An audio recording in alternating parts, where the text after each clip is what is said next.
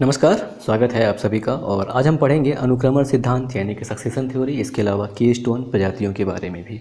तो अनुक्रमण सिद्धांत की अगर हम बात करें तो अनुक्रमण ये है कि किसी भी क्षेत्र में वनस्पति स्थापित होने की जो प्रक्रिया होती है उसे अनुक्रमण कहा जाता है। और ये दो प्रकार का होता है अनुक्रमण। एक तो होता है प्राथमिक अनुक्रमण, दूसरा होता है द्वितीयक अनुक्रमण।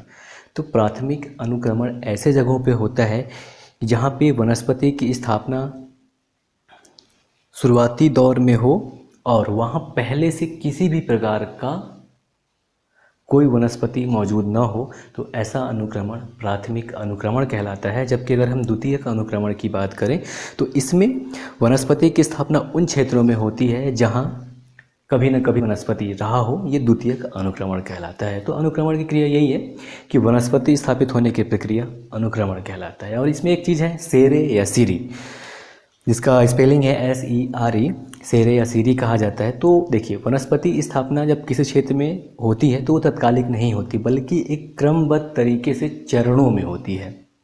और इसी क्रमबद्ध स्थापना, ये मतलब वनस्पति स्थापना के क्रमबद्ध चरण के अध्ययन को ही सेरे कहा जाता है। अब अगर हम बात करें कि अनुक्रमण कैसे कार्य करता है तो इसमें 3 चरण होते हैं। पहला है अग्रणी पौधों का चरण, जिसे पायोनियर प्लांट्स कहा जाता है। उसके बाद दूसरा है अवसरवादी पौधों का चरण, यानी कि अपॉर्चुनिटीज़ प्लांट। इसके बाद तीसरा जो है वो है चरम पौधों का चरण, यानी कि क्लाइमेक्स प्लांट। तो हम बात करें अग्रणी पौधों के चरण के बारे में, तो क्या होता है कि जो सैल या पत्थर होते हैं उनकी दरारों में सूक्ष्म पौधे जैसे कि लाइकेंस, मास, ये सब आदि पनप जाते हैं, जो कि इनके दरारों को और बड़ा कर देते हैं और धीरे धीरे यहाँ पे मृदा निर्माण की प्रक्रिया को शुरू कर देते हैं। और ये मृदा निर्माण की प्रक्रिया इन छोटे छोटे यानी कि मास और लाइकेंस के द्वारा ही होता है। तो ये अग्रणी पौधों का चरण होता है। इसके बाद जो दूसरा स्टेप आता है वो है अवसरवादी पौधों का चरण। तो जब मिट्टी का निर्माण हो जाता है अग्रणी पौधों के चरण के बाद, तो ये क्या करते हैं, छोटे छोटे पादप ये उत्पन्न होते हैं। और जो इनकी अवधि होती है, यानी कि जो इनका जीवन काल होता है, यह 1 या 2 वर्ष का होता है। और वो हर साल, यानी कि हजारों साल तक ऐसा प्रक्रिया चलता रहता है। और वो हर साल क्या करते हैं कि असंख्य बीजों का निर्माण करते हैं, और जिससे उनकी अग्रगामी पीढ़ियों का उत्तरजीवन सुरक्षित रहता है। और ऐसी दशा में एक समय के बाद ये भी खत्म हो जाते हैं अवसरवादी का पौधों के चरण। इसके बाद जो नेक्स्ट है वो आता है चरम पौधों का चरण।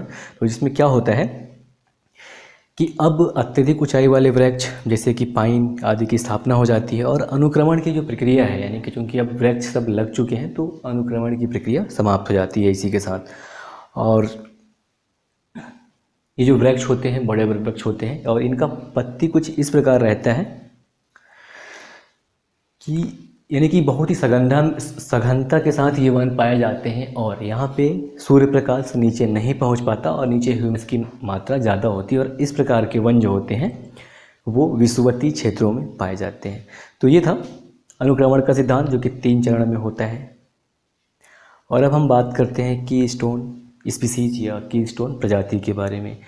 तो ये ऐसी प्रजातियां होती हैं जो कि पारिस्थितिक तंत्र को बरकरार रखने के लिए बहुत ही महत्वपूर्ण भूमिका निभाती है। और इनका कार्य क्या होता है कि ये मुख्य रूप से अपना जीवन तो यापन करती ही हैं, बल्कि जितने भी जो दूसरी प्रजातियां होती हैं उनके उत्तर जीवन को प्रभावित करती हैं। और बहुत ही महत्वपूर्ण होती है ये पादप और जंतु समुदाय में कीस्टोन प्रजाति।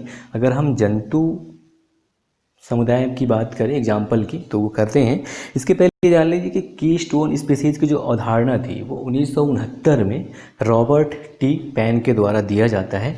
और कुछ जो प्रमुख कीस्टोन स्पीसीज हैं तो उनकी अगर हम बात करें तो स्टारफिश हैं, समुद्री उदबिलाव हैं और अंजीर, ये प्रमुख कीस्टोन स्पीसीज माने जाते हैं। तो अंजीर की बात करें, जो कि काफ़ी लाभदायक फल इसका होता है, लोग इसे खाते भी हैं। तो अंजीर का ऐसा है कि ये लगभग जिन जंगलों में अंजीर पाया जाता है वहाँ अन्य पेड़ भी होते हैं। तो जब सामान्य दशा होता है, यानी कि जब जंगल में समान उत्पादन होता है, तो जितने भी जंगली जानवर जो कि शाकाहारी होते हैं वो अंजीर के फल को नहीं खाते, क्योंकि उनको कुछ दिक्कत होता होगा, इसे तो नहीं खाते।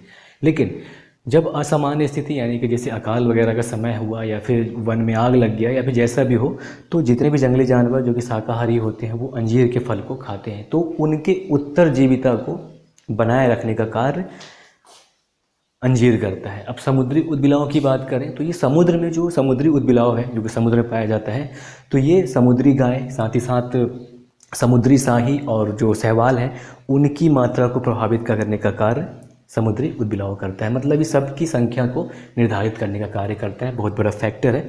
तो ये था कीस्टोन स्पीसीज जिसके बारे में हमने पढ़ा। नमस्कार, जय हिंद।